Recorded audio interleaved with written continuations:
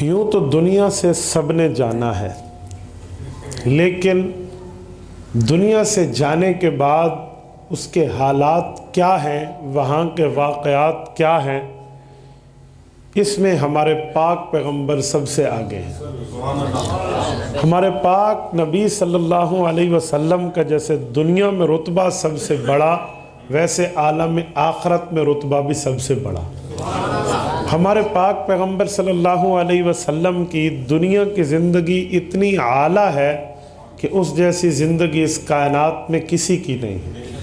ہمارے پاک پیغمبر کی دنیاوی زندگی اتنی مقدس ہے کہ جبرائیل جیسا فرشتہ اپنے پروں کو پھیلائے ہوئے حضور کے پیچھے پیچھے چلتا ہے، جہاں جہاں حضور گئے ہیں وہاں وہاں جبرائیل وہی لے کر پہنچا ہے۔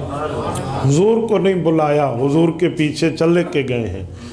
النشر فی قراءات العشر میں ہے کہ 1 درجن سے زائد قرآن کریم کی آیات میں صفات موجود ہیں۔ کچھ آیات لیلی ہیں، کچھ نہاری ہیں، کچھ صیفی ہیں، کچھ شتائی ہیں، کچھ عرضی ہیں، کچھ سماوی ہیں، کچھ یقظانی ہیں، کچھ نومی ہیں، کچھ فضائی ہیں، اور کچھ مکی ہیں اور کچھ مدنی ہیں۔ یہ فرق کیوں ہے؟ لیلی کا معنی رات میں، نہاری کا معنی دن میں اتری، صیفی اور شتائی کا فرق گرمی اور سردی کے موسم میں اتری، عرضی اور سماوی اور فضائی، آسمان پہ جب گئے تو آیت اور اتری، زمین پہ تھے تو آیات اور اتری، دونوں کے درمیان فضا میں تھے تو آیات اور اتری۔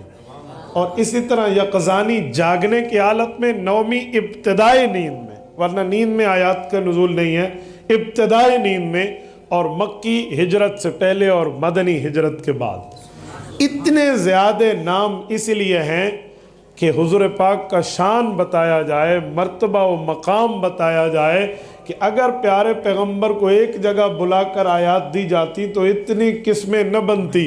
یہ قسمیں بنی تب ہیں کہ جہاں حضور گئے ہیں وہاں پر جبرائیل پہنچے ہیں۔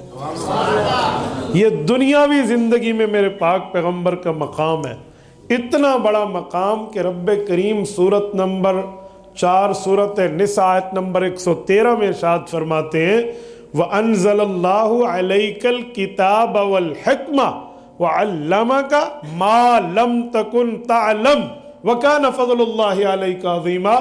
اے میرے پاک پیغمبر، میں نے آپ پر قرآن بھی اتارا ہے اور آپ پر حدیث پاک کو بھی نازل کیا ہے، اور قرآن اور حدیث آپ کو پڑھا کے ان علوم سے روشناس کرایا ہے جس سے پہلے آپ واقف نہیں تھے، اور قرآن اور سنت کا آپ پر اترنا اللہ کا بہت بڑا فضل ہے۔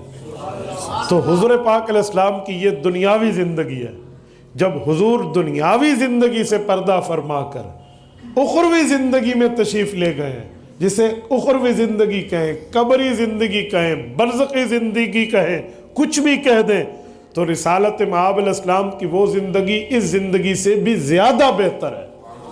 سورت نمبر 93 سورت والضحیٰ میں رب کائنات نے فرمایا وَلَلْآخِرَةُ خَيْرٌ لَكَ مِنَ الْأُولَى۔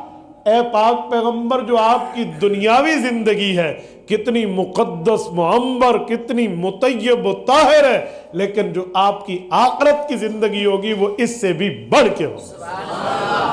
اب سنیں، میرے پاک پیغمبر کا مقام اور مرتبہ اتنا کہ دنیاوی زندگی میں رسالت مآب علیہ السلام کے ساتھ اللہ جل شانہ کی کرم نوازیاں اتنی ہیں جس کا بے حد و بے انتہا شمار ہی نہیں ہے، تو اخروی زندگی میں رسول اللہ کے مقامات کتنے ہوں۔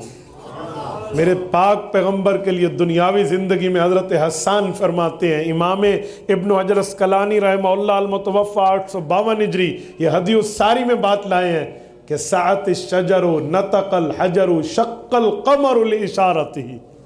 رسول اللہ کے لیے درخت دوڑ کے آیا، پتھر بول پڑا، رسالت مآب صلی اللہ علیہ وسلم کے ایک اشارے پہ چاند 2 ٹکڑے ہوا۔ یہ دنیاوی زندگی ہے، تو مجھے بتائیں اخروی زندگی کا مقام کتنا ہوگا؟